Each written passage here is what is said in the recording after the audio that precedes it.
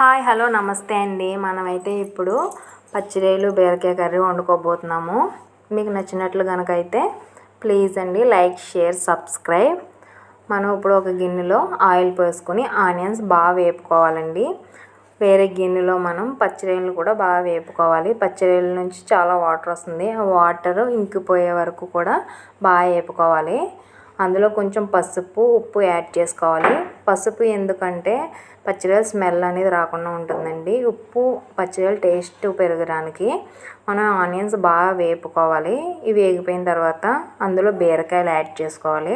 అవి కూడా బాగా వేపుకోవాలి. బాగా మగ్గనిచ్చిన తర్వాత అందులో మనం ఏదైతే వేపుకున్నామో ఆ పచ్చిరొయ్యలు యాడ్ చేసుకోవాలండి. పచ్చిరొయ్యలు యాడ్ చేసుకుని కొద్దిసేపు దాన్ని అలా ఉంచి మగ్గనివ్వాలి. తర్వాత అందులో మనం కొంచెం అల్లం వెల్లుల్లిపాయ పేస్టు 2 స్పూన్లు కారం వేసుకుని మనం ఎంతైతే సాల్ట్ తింటామో అంత సాల్ట్ యాడ్ చేసుకోవాలి.